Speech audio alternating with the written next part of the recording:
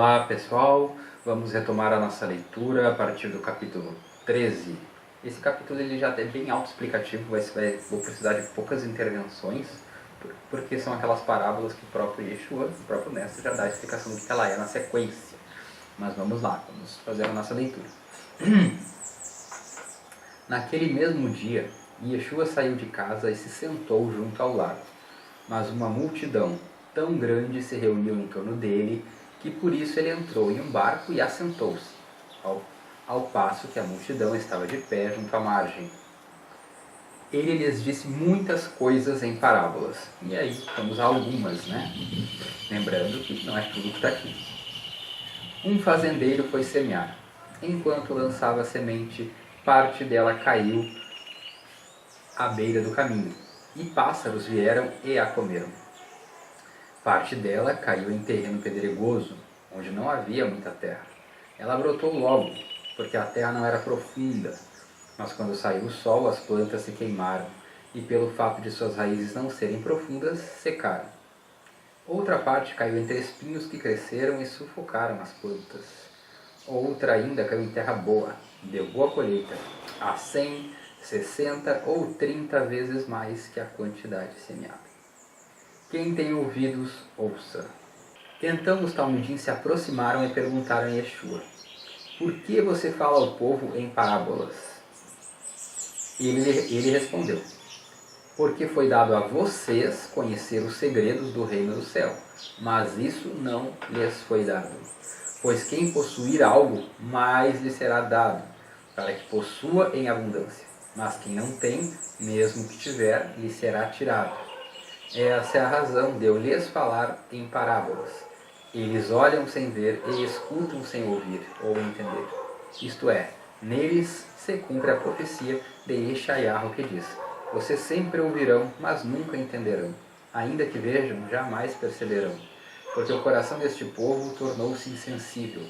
Com seus ouvidos quase não ouvem, e seus olhos estão fechados. Para que não vejam com os olhos, ouçam com os ouvidos, entendam com o coração e façam tchuvá para que eu os cure.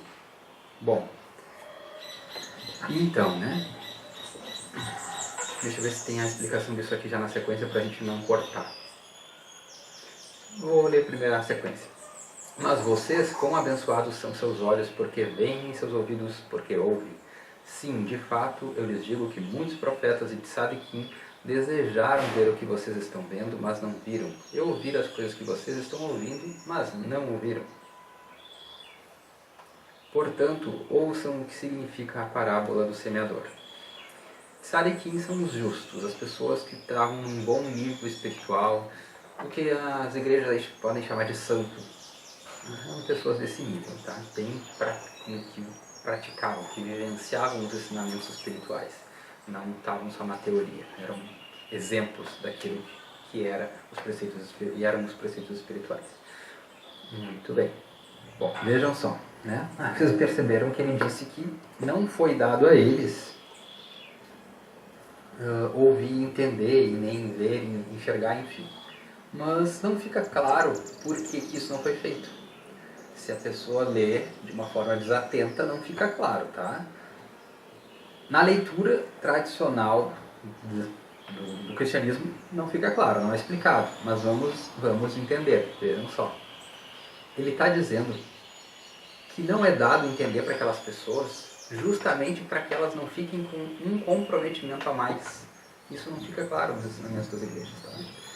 Ele não é uma sacanagem, não é para prejudicar a pessoa, não é porque é privilegiar os outros. Não, é simplesmente porque naquele nível que eles estão, se eles tiverem conhecimento daquelas verdades e não fizerem nada com elas, vai prejudicar eles. Vai ser pior para eles se eles entenderem. Então foi uma forma de proteger aquelas pessoas que não estavam prontas, de ter mais coisas para dar conta depois, para dar explicações depois, vamos dizer assim, né? Punições, enfim, o que quiser a pessoa entender, tá?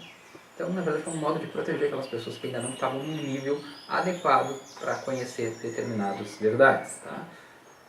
Que é o caso que acontece conosco. Quando a gente toma conhecimento de uma determinada verdade espiritual, a nossa responsabilidade no mundo aumenta, né? Sobre os nossos atos e as nossas falas, os nossos pensamentos aumentam e aí fica muito mais difícil de alegar ignorância, vamos supor que exista esse tipo de saidinha, tá? No quesito do fechamento das contas espirituais. Bom, essa é a ideia. Portanto, ouçam o que significa a parábola do semeador. Quando alguém ouve a mensagem do reino e não a entende, assemelha-se àquele que caiu à beira do caminho. O maligno vem e arranca o que foi semeado no coração. O maligno, o inimigo, o adversário, seja a nossa má inclinação, as coisas ruins que nós mesmos temos, tá? Não é o ser externo, aquela coisa toda.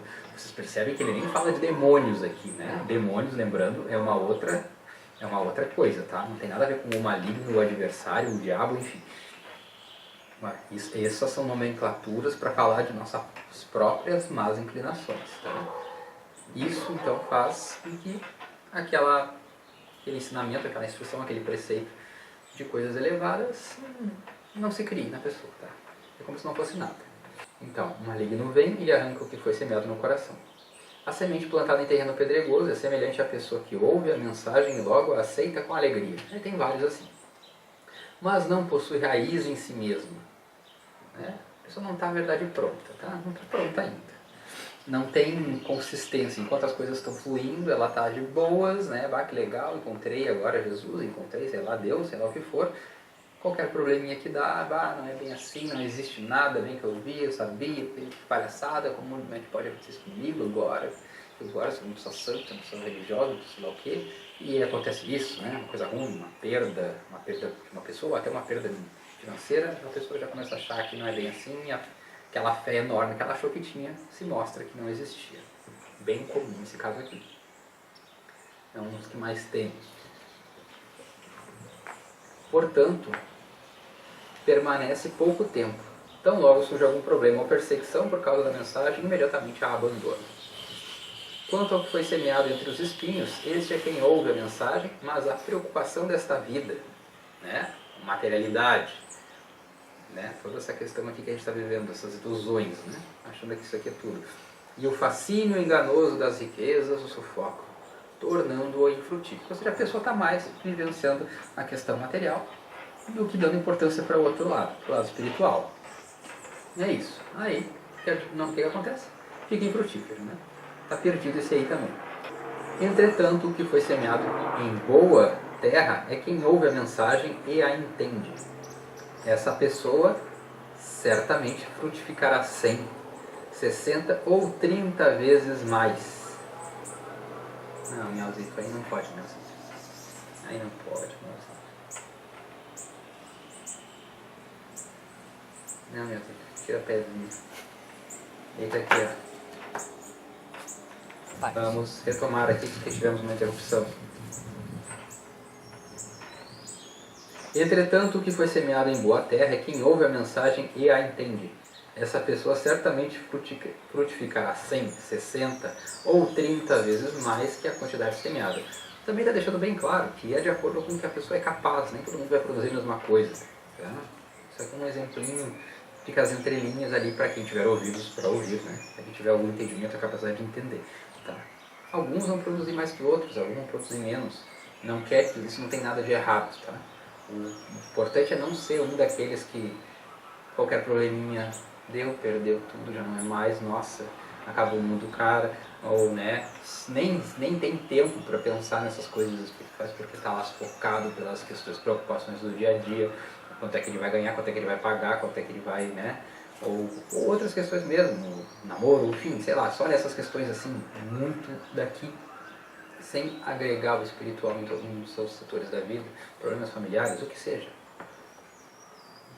Ou estudos, totalmente no sentido material também, ou seja, não agregando o espiritual. Não sobra tempo para fazer isso, né? Só não vê necessidade disso também. E tem lá o caso do primeiro, então, que nem começou, né? Nem foi perdido a semente de cara. E Yeshua lhes contou outra parábola. O reino do céu é como um homem que semeou boa semente em seu campo. Porém, enquanto as pessoas dormiam, seu inimigo veio e semeou ervas daninhas no meio do trigo e foi embora. Tem uma coisa interessante, vocês vão ver logo à frente. Quando o trigo brotou e formou espigas, as ervas daninhas também apareceram. Os servos do dono do campo se dirigiram a ele e disseram: O Senhor não semeou boa semente em seu campo? Então de onde vieram as ervas daninhas? Ele respondeu: Um inimigo fez isso. O servo lhes perguntaram: O Senhor quer que as arranquemos? Ele respondeu: Não, porque ao arrancar as ervas daninhas vocês poderão tirar um pouco do trigo com elas. É importante esse detalhe: um pouco do trigo. Deixe que cresçam juntos até a colheita. Então direi aos encarregados da colheita que juntem primeiro as ervas daninhas e as amarrem em feixes para serem queimadas. Depois juntem o trigo e o guardem no meu celeiro. Detalhe: quem já plantou alguma coisa na vida sabe que não faz sentido essa frase, tá? Não tem nada a ver, porque a semente é boa, não nascer ervas daninhas. O mato ele cresce em volta, independente se a semente é boa ou não. Onde está o problema aqui? Isso não faz sentido, para quem planta sabe, tá, gente? Onde é que está o sentido desse negócio? O sentido é tradução de novo, gente. Eu fui atrás e, na verdade, essa erva daninha, está mal traduzida, é uma planta que é igual ao trigo, no formato, só que ela é venenosa, ela tá? Não pode ser comida, tá? Mas ela é uma variação do trigo, se tu olha assim, não reconhece. Então esse foi o sentido dele dizer: mas a semente não era boa, olha aqui, o que nasceu junto, né? Não é porque nasceu um matinho qualquer, não, era uma planta igualzinha ali na aparência e não é, tá? Parece, mas não é. Mais uma analogia a nós mesmos no sentido da má inclinação e da boa inclinação. O que é o trigo? A boa inclinação predominou na pessoa, né? Frutificou. Voltando na outra parábola. E essa erva daninha aí, essa variação do trigo, só que não comestível, venenosa, enfim, é a pessoa que está naquelas outras primeiras sementes da outra parábola, né? Não produziu frutos, ela não avançou espiritualmente, não fez o caminho espiritual dela, não cresceu, não evoluiu nesse sentido. É isso, então, aí isso resolve essa questão de não ter muito sentido, essa parábola, né? Que a gente conhece tradicionalmente. Como assim? A semente era boa e nasceu a erva daninha? Não tem nada a ver. Com essa explicaçãozinha, com essa informação que eu trouxe, já fica mais claro do porquê está escrito isso. Não é uma viagem, tá? A tradução é uma viagem, mas o que foi falado não, tá? Foi ensinado não. E aqui também a ordem é interessante, né? Um pouco do trigo é o suficiente para manter todo aquele campo, mesmo cheio de ervas daninhas. Vejam como funciona a questão da misericórdia divina. Isso é importante as pessoas entenderem também, tá? Para não se perder um pouco do trigo, se manter todo no conjunto de plantação, que são as pessoas, que não é comestível, que não é tão boa, vamos dizer assim. Claro que depois vai ter esse momento de colheita, a gente entende o que é, né? Tem toda se referindo à questão da era messiânica, enfim, quando essas pessoas que não fizeram as suas transformações, não fizeram a sua mudança, vão ser direcionados para outros locais, não vão continuar quando chegar o momento da era messiânica. Vai ficar no celeiro quem for o trigo, quem aqueles que se transformaram, aqueles que produziram e renderam seus frutos. 100, 30, 60, não importa, né? Mas aqueles que fizeram esse trabalho. O trabalho do caminho difícil, do caminho da porta estreita, enfim. O trabalho de se transformar, de se trabalhar, de fazer o tchuvá, de fazer o retorno direto.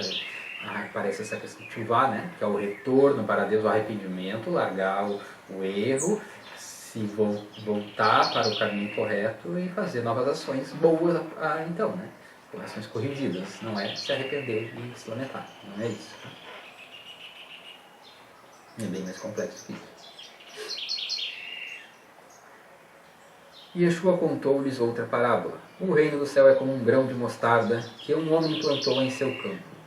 Ele é menor de todas as sementes que eles conheciam ali naquele contexto, mas cresce. Mas quando cresce, torna-se a maior das hortaliças e transforma-se em uma árvore, de modo que as aves do céu vêm fazer seus ninhos nos ramos. E contou-lhes ainda outra parábola. O reino do céu é como o fermento que uma mulher tomou e misturou com uma grande quantidade de farinha e esperou até toda a massa ficar fermentada. Isso é interessante por quê? Porque o fermento normalmente é representado como o mal. A gente até acha que já leu uma outra, que é o Hametz, a gente já leu em outro capítulo, que isso estava claro ali. O Hametz é a parte ruim. é o mau instinto, é o demônio, não, demônio não, desculpa, é o diabo, o inimigo, enfim. O adversário, o maligno. O demônio, lembrem, são espíritos de pessoas más, espíritos de pessoas ruins que vagam por aí, tá? E esse é o conceito de demônio lá na língua grega, tá? A palavra demônio é do grego. E esse é o conceito que eles tinham. Tá? Se foi colocado pelas igrejas, pelos pastores, pelos padres de outro jeito, aí é outra história, né? Gostam de falar que é anjo caído. Não tem isso, tá? A definição da palavra é essa. Eles podem interpretar dessa forma a partir de um entendimento errado de outras passagens que eles querem vincular o demônio ou os demônios ao Satanás, ao diabo, enfim, por entenderem que o diabo é um ser e não a má inclinação da pessoa, tá? Então eles fazem esses vínculos, dá essa confusão toda e acontecem essas doutrinas que a gente vê por aí, mas não é, tá? O diabo, o Satanás, inimigo, adversário, maligno, várias palavras que aparecem por aí, a serpente, são todas as más inclinações da própria pessoa. Demônio, espíritos de pessoas más. Antigamente, bem antigamente, nem era só de pessoas más, mas tudo bem. Vamos colocar como ficou mais nas últimas tradições. Pessoas más que ficavam por aí, tá? Assombrando, vamos dizer assim, tá? Nada com anjo caído.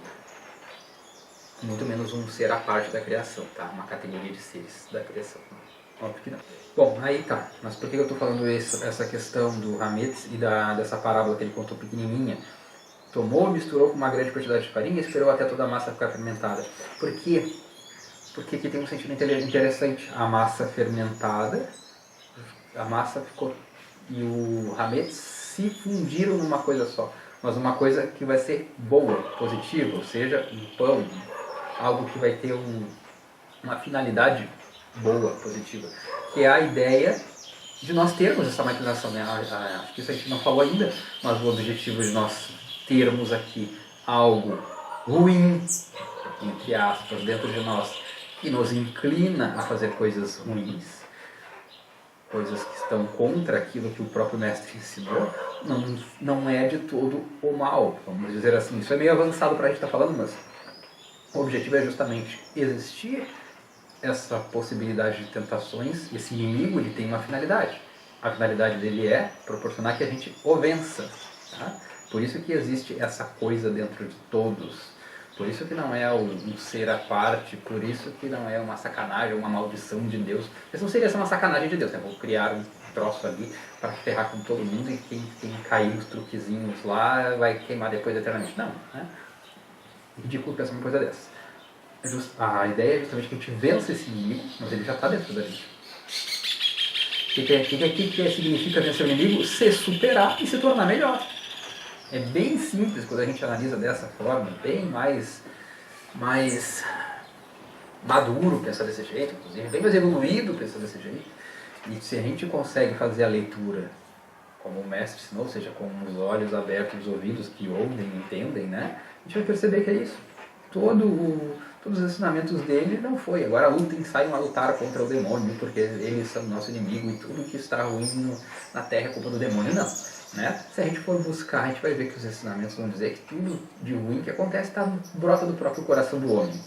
O que é o coração do homem? É a residência desse mau instinto, desse que chamam de maligno, de demônio não, desculpa, de diabo, lembrando que os conceitos não são os mesmos. Né? Então, é isso que a gente precisa fazer. E aqui ele está dizendo que isso, o que houve ali? Houve a fusão perfeita. Aquilo foi transmutado.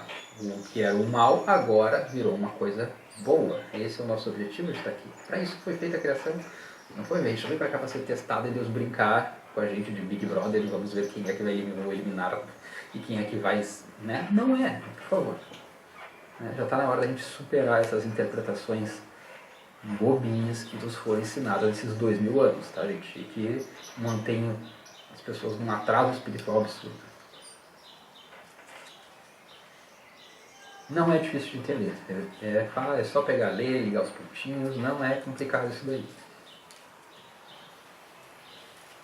Deus não é um sádico torturador. Yeshua falou todas essas coisas à multidão em parábolas. De fato, ele não lhes falava nada sem usar alguma parábola. Já entendemos o porquê, né?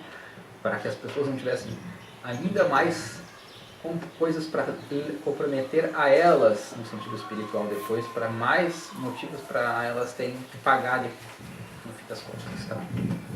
Para que não se voltasse contra ela aquele conhecimento. Isso aconteceu para cumprir o que disse o profeta. Abrirei minha boca em parábolas, direi o que estava oculto desde a criação do universo. Então ele deixou a multidão e foi para casa. Seus talmidim se aproximaram dele e disseram: explique-nos a parábola das ervas daninhas do campo. Ele respondeu. Os próprios apóstolos, que já tinham um nívelzinho melhor, não entendiam. Então vocês imaginem, naquela época, os talmidim, os apóstolos, conviviam com ele, não entendiam uma parábola como essa que para nós hoje é simples de entender, né? Vocês imaginam aquelas pessoas lá, os que estavam abaixo dos talmidim, sendo todo mundo indo para o inferno porque não seguiram Jesus, porque não entenderam, não deram bola para a palavra de Jesus. É um absurdo pensar uma coisa dessas, tá? É um absurdo. Ele respondeu: o Filho do Homem é quem semeou a boa semente. Filho do homem, lembrando, o que é o Filho do Homem? Não é o próprio Yeshua, e os de antes. O Filho do Homem é aquilo que nós temos que nos tornar, Filho do Homem, né? Um homem melhor. É a massa, aquele pão com a massa e o fermento fundido, tá? Que dá outra da parábola anterior. É isso que é o Filho do Homem, lembrando disso. O filho de qualquer coisa, lá na língua judaica, não é um título, é uma expressão linguística, tá? Nada além de uma expressão linguística. O homem melhorado, o homem evoluído, o homem perfeito. É isso. Podemos pensar dessa forma, perfeito, né? Em aperfeiçoamento, melhor dizendo. O campo é o mundo, tá? É onde nós estamos. A boa semente são as pessoas que pertencem ao reino e as ervas daninhas são as pessoas que pertencem a maioria, o maligno, tá? É a maioria. São do próprio mundo. O inimigo que a semeia é o adversário. Quem é o adversário? Nós mesmos. Aquela má inclinação que nós temos, tá? Que no fim dos tempos ela vai ser o quê? Eliminada. Por que ela vai ser eliminada? A gente não vai precisar estar passando por esse mundo de provações, onde a gente está fazendo esse crescimento, a gente vai ter transformado, ou alguns vão ter transformado, né? Vão ter feito ali o hametz e a massa, naquela outra parábola, e outros não. Outros vão estar lá vão ser aquelas ervas, vão ser aquelas outras sementes daquela primeira parábola que vão ser cortadas em feixes para ser levadas para outro lugar. Vão ter que transmutar do jeito mais difícil, ou seja, com possíveis expiações, enfim. Não quer dizer que vai ser uma coisa agradável, tá? Expiação de erros, tomada de consciência à força, normalmente não é uma coisa agradável. Aliás, é bem desagradável. Muito mais, às vezes, com castigo físico. Mas é que para quem tem o desejo sádico de ver os outros pagando fisicamente, as pessoas conseguem entender que é fisicamente, que existe forma de pagar e do outro agora ele vai ver e bem feito, enfim. A pessoa entende justiça dessa forma. As pessoas nem mal conhecem e entendem que a justiça divina ela tem muito mais a ver com misericórdia do que com castigo, né? Sendo que a própria palavra castigo, antigamente, significava limpar. Né? Hoje, para nós, castigo é aquilo, né? Eu vou espancar, vou quebrar, vou fazer sofrer mais do que ele precisou sofrer, ou vou fazer igual, pelo menos, né? Hoje está com esse sentido, mas não era esse o sentido que tinha lá, tá? Isso é outra coisa que a gente falou nos primeiros vídeos, da mudança do sentido das palavras, as traduções, enfim. As pessoas precisam ter esses conceitos em mente quando pegam um texto desse para ler e saem por aí pregando e interpretando coisas. Tá? Porque o sentido das palavras mudaram. Fora toda a questão de traduções e tudo mais que a gente já falou. Bom, a boa semente são as pessoas que pertencem ao reino, as ervas daninhas são as pessoas que pertencem ao maligno. O maligno já falamos o que é, né? Não é aquele ser que as pessoas gostam de imaginar e fazer videozinho por aí. O inimigo que a semeia é o adversário. A colheita é o fim desta era. O fim desta era, né? E os encarregados das coisas são os anjos. O fim desta era. E depois vai vir a próxima era, onde vai ter o que aqui? O Filho do Homem. As pessoas vão estar nesse estado de renovação interior. Vão estar nesse nível, né? Não vai mais ter essas coisas todas que a gente vê por aí, um maligno predominante. Como as ervas daninhas são colhidas e queimadas no fogo, assim também acontecerá no fim desta era. Filho do homem enviará seus anjos e eles tirarão do seu reino tudo o que faz pecar. Vai sumir o mau instinto.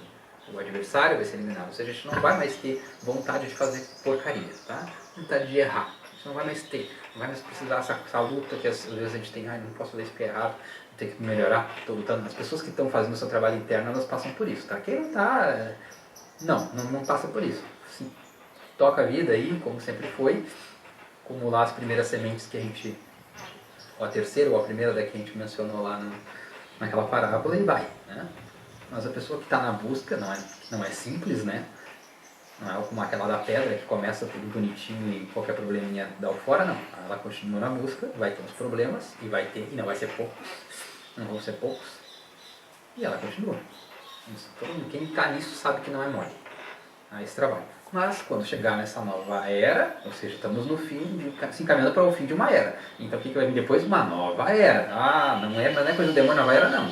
É só que interpretar o texto, né? O que nós estamos nos encaminhando? Para o fim de uma era antiga, né? O fim de uma era, a era atual. O que vem depois do fim de uma era? Uma nova era, não é o fim de tudo.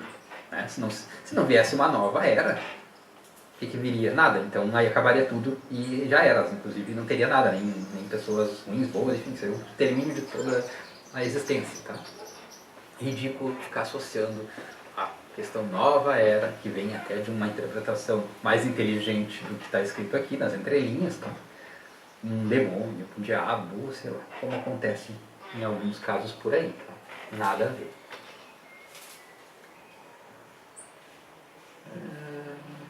Então, como as ordens são colhidas, o Filho do Homem verá seus anjos e eles tirarão do seu reino tudo que faz pecar, ou seja, nós vamos estar limpos dos maus instintos, não vai ter acabado a nossa luta interior, e todas as pessoas distanciadas da Torá, ou seja, aqueles que ficaram naquela lá, né? Não quiseram fazer o tchuvá, ou seja, abandonar os pecados, fazer o retorno para Deus, ou seja, fazer o retorno no sentido de renovar os seus atos para atos mais evoluídos, né?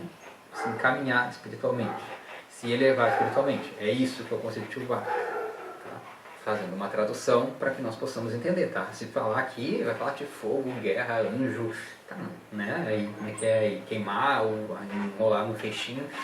Eu acredito que as pessoas não devem imaginar na cabeça delas que Deus vai enrolar pessoas num feixinho e vai largar de pilha numa fornalha para queimar. Espero que ninguém pense nisso. Tá? E isso está longe do conceito de bondade. Mesmo para quem é culpado. Tá? Então, pensar isso de Deus é um horror. É uma falta de noção do que significa Deus, bondade, perdão, amor incondicional. A pessoa precisa olhar no dicionário o que significa incondicional. Primeira coisa. Amor incondicional. É isso que a gente tem que esperar do divino. Tá? Não algo menos do que isso. Menos do que isso, só que em reinos humanos, nós. Que aí bota milhões de condições e aí é por isso que a gente não consegue compreender o que significa esse Deus de amor incondicional. Mas então, vamos nessa. Eles as lançarão na fornalha ardente, onde haverá choro e ranger de dentes. E não precisa ser porque a pessoa vai queimar eternamente, tá? É isso que as pessoas não entendem. O simples fato de tu encarar, de ser mostrado para ti, olha o que tu foi, olha o que tu fez e olha o que era para tu ter sido, que as pessoas muitos não conseguem conceber isso ainda, tá? Alguns já, os buscadores já conseguem. Tá? Já é motivo para tu chorar, sei lá, imagina, horrível. Qualquer pessoa que tenha tido aqui mesmo, nessa própria vida, uma retomada de consciência mais brusca, ou seja, a pessoa estava num caminho muito ruim e ela teve uma elevação da consciência dela, já é motivo para ela, nossa, ter embrulhos na alma, né? Então, quem dirá no fim de toda uma existência, quando tu percebe tudo que tu causou de ruim, em atos, palavras, pensamentos, que isso tudo vai ser mostrado para a pessoa, olha todo o mal, a rede de mal que tu criou, olha tudo que tu podia ter feito com todos os talentos que te foram dados. Não, Isso por si só é o queimar na fornalha ardente. Isso não é uma coisa rápida, isso não é leve, isso é muito menos, muito pior do que tipo, chibatadas, ferro quente, sei lá. O que as pessoas menos entendedoras dos escritos pensam que tem que ser, né? Muito mais pesados, muito mais difícil de lidar.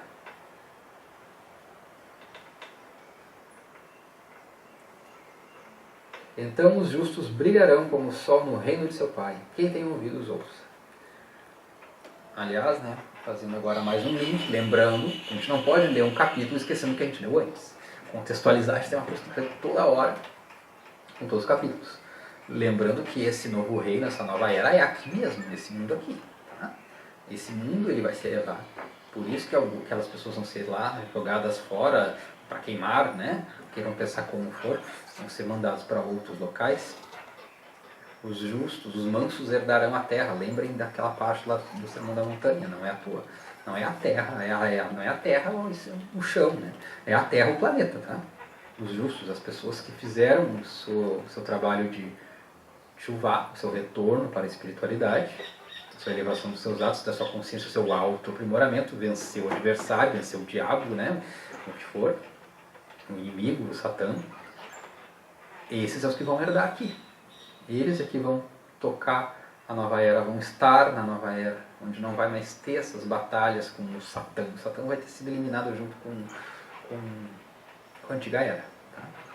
Ou seja, o tentador, aquele que faz a má inclinação, que nos leva a fazer pecados, que nos leva a aquele que não é bom para a nossa alma, enfim. Tá? É isso. Isso está bem literal lá. Se encaixa muito bem nessas outras parábolas aqui, nessas explicações da parábola. É isso que quer dizer. Quem tem ouvidos, ouça. Ele sempre dá essa observação para deixar bem claro que é uma coisa, que é um conhecimento, que é um entendimento que não é para qualquer um. Não é um conhecimento que tu vai ter indo na igreja. Não é. Na igreja não tem. Tá? Eles ainda estão lá, tá? Que nem o pessoal que estava ali ouvindo em parábolas. Eles ainda estão ouvindo o negócio todo em parábola. Leem literal e entendem como se não tivessem sido parábolas. Eles ainda não compreenderam do que se trata. Eles têm medo de avançar nessas interpretações, têm medo de querer ler nas entrelinhas. E porque na verdade não convém para as instituições. Lembrando, todo esse ensino ele é libertador. Ele não te aprisiona, não te vincula a uma pessoa, não te vincula a uma instituição. E isso não convém para pessoas e instituições, né? Elas querem ter ovelhinhas, elas querem ter pessoas ali sobre o domínio delas, sobre a tutela delas, enfim. Tem questões de dinheiro, questões de ego, tem várias questões que estão envolvidas nisso. Então não é conveniente. Mas o ensino do mestre, todo ele, a gente já até aqui, só até aqui já dá para notar, é libertador, é emancipador, é empoderador. Então, a gente precisa ter isso em mente, tá? Quem tem ouvidos, ouça. Aprimoremos a nossa capacidade de ver e ouvir. É isso que quer dizer esse quem tem ouvidos, ouça. O reino do céu é como um tesouro escondido em um campo. Um homem o encontrou e o escondeu de novo.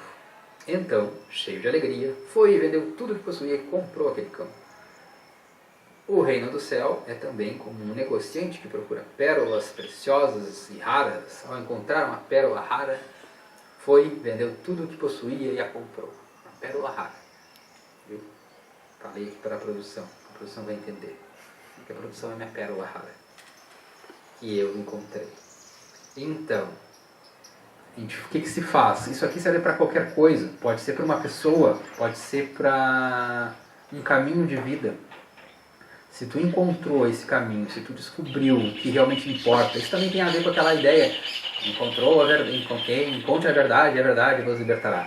É a mesma ideia. São várias ideias que se repetem nesses escritos dos evangelhos, dos novos escritos, tá? Várias ideias se repetem, algumas pessoas já devem ter percebido isso, que as ideias elas vão ficando parecidas mesmo, contadas de outras formas.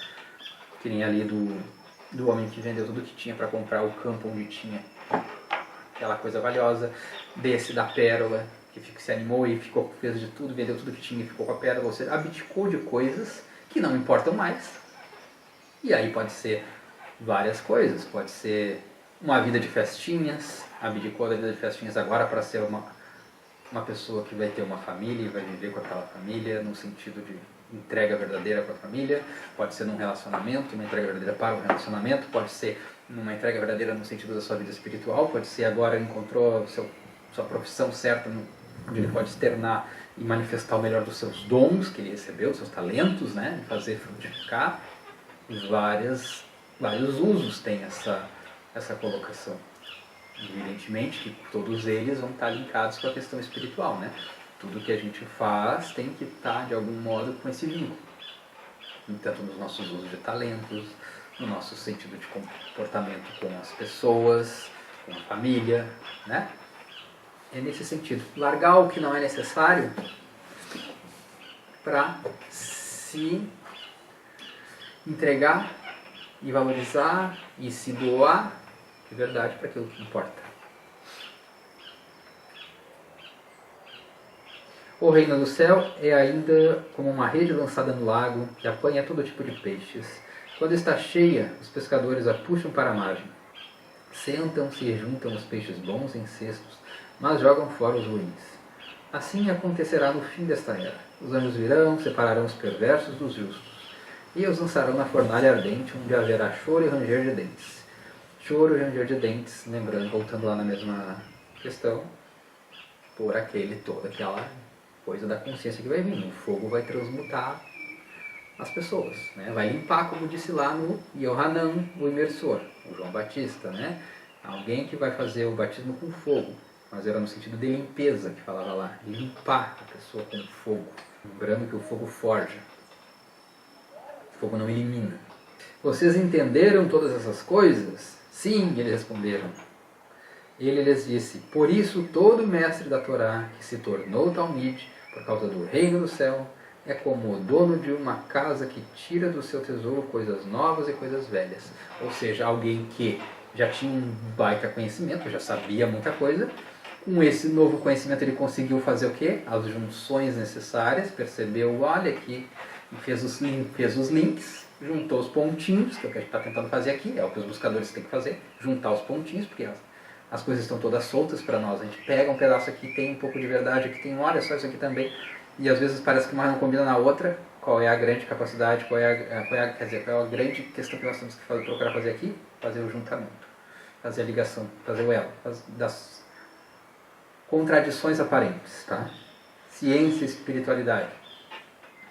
O grande mérito vai ser quando, se for possível, de maneira bem clara, fazer esse link, fazer esse elo, tá?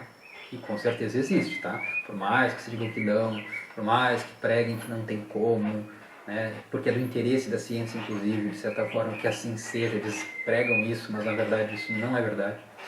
Não é perfeitamente possível fazer esse elo, perfeitamente possível criar esse link. A gente está fazendo links em várias questões hoje em dia na nossa era, que está se encaminhando para a nova era, né? Alimentação, espiritualidade, olha aí, a questão do veganismo tem a ver com isso, tem a ver com esse link do espiritual na questão mega material, que é comida, para alimentar. Na vestimenta a mesma coisa, né? Tem várias outras coisas que a gente poderia pensar, né? Que, assim, nos exercícios físicos, enfim, muitas possibilidades, e todos a gente tem que buscar fazer os links. Um dos grandes problemas da educação, vamos falar agora no nível bem material, é justamente não ter link de uma coisa na outra, né? A pessoa da aula de história, que não se linka em nada com a matemática, e o português também não se linka em nada com, enfim, com a geografia, enfim, essas coisas acontecem dessa forma totalmente deslinkada, que ajuda totalmente ao sistema que está aí. E o sistema que está aí, quando eu falo isso, eu não estou falando meramente do capitalismo, tá? Tem gente que entende tudo isso como o capitalismo que é o problema. O capitalismo é uma parte, tá? Do sistema. O sistema é algo maior que engloba tudo, inclusive o capitalismo e inclusive a educação. A educação é uma grande ferramenta, se ela conseguir se transmutar também. Ela vai precisar fazer esses links que ainda hoje não existe. Fazendo esses links, ela pode virar uma ferramenta de superação do sistema. Senão, ela vai servir o sistema eternamente.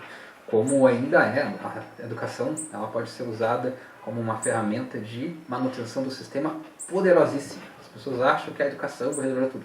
sim, de certa forma é verdade. Ou ela vai manter o sistema eternamente, como já vem acontecendo. A ciência é um exemplo disso, as formações acadêmicas são um exemplo disso. Elas são voltadas de um modo a manter o sistema e não a quebrar o sistema, tá? E o sistema que eu falo é esse que, pela tradução aqui, a gente poderia entender como o maligno, tá? Falando simbologicamente, tá, gente? Simbologicamente. Não ajuda a superar esse sistema, aí além dele. Aí depois eles ficam brigando ali por quem é que tá certo, quem é que tem razão, porque cada um vai ter razão de acordo com aquilo que buscou de conhecimento. O dia que as pessoas fizerem os links, acaba o problema. Na educação já se discute bastante isso, mas ainda não se chegou a como é que vão fazer, né, esses elos. Já é difícil fazer um trabalho compartimentado do jeito que é até hoje, imagina fazendo cruzamentos, né?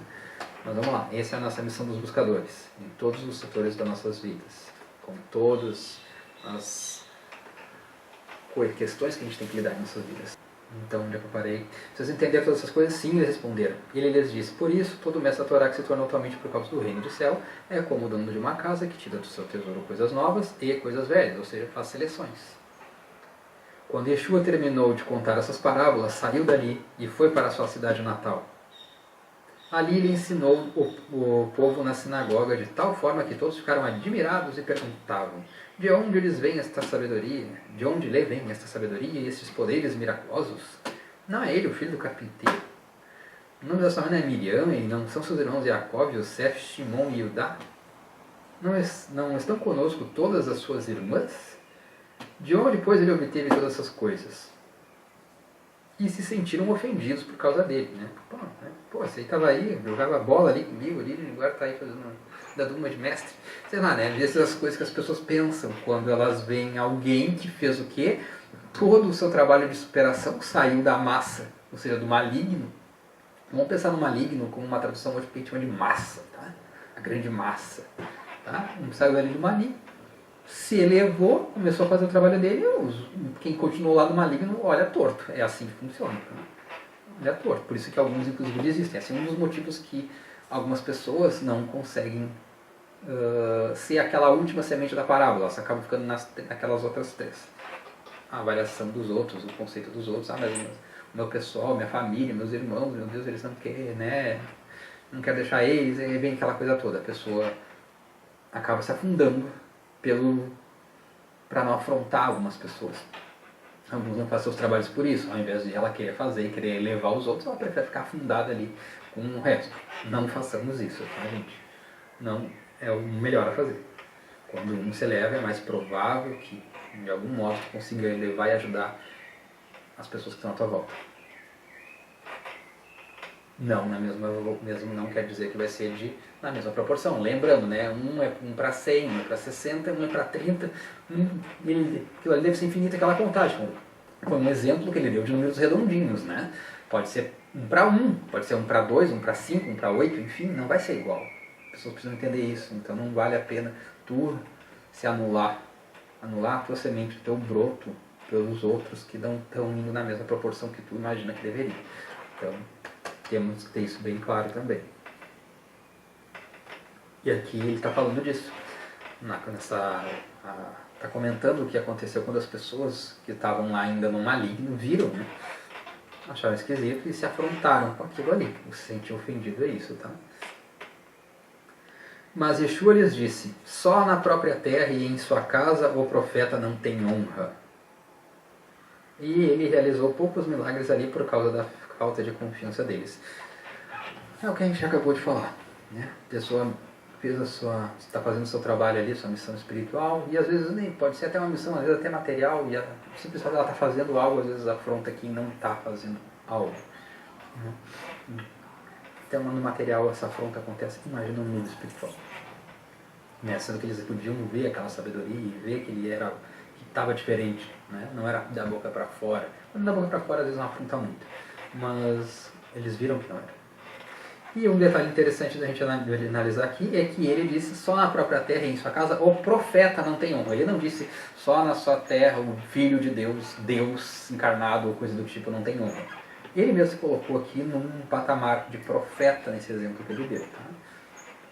Eu acho que ninguém nessa altura aqui tem dúvida de que ele era um homem, não era Deus encarnado, né? Eu acho que todo mundo já caiu a ficha, e várias vezes já disse que Deus me enviou, Deus pediu, o Pai, não, deixar muito claro isso.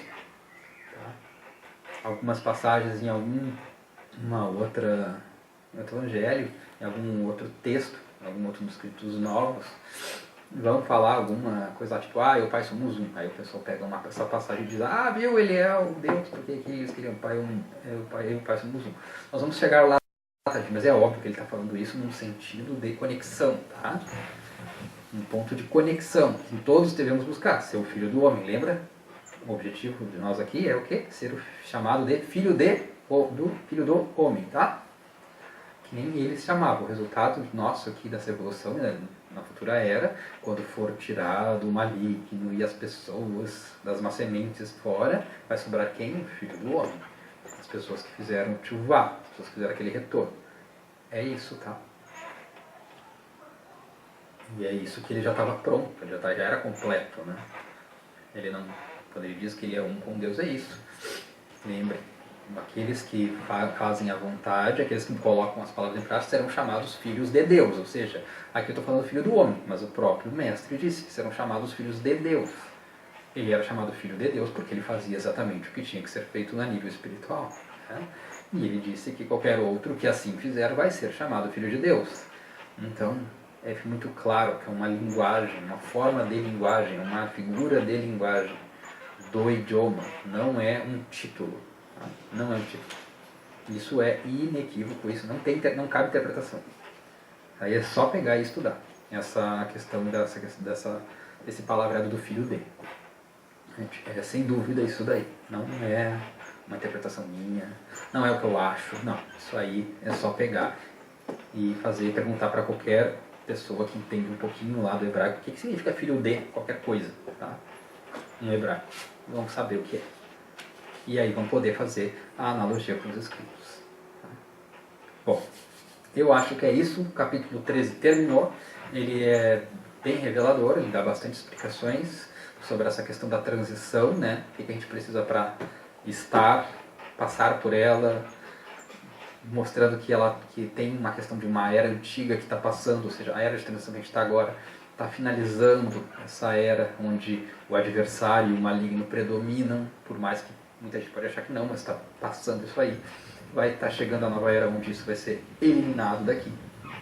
Vai ficar o Filho do Homem e a gente não vai mais ter esses confrontos toda hora com essa nossa má inclinação, enfim. É um outro tipo de mundo e existência. E as outras pessoas, elas vão para outros mundos que estão num nível tipo esse aqui, para pior, tá? Para baixo. Isso já, por si só, já é bastante ruim, tá?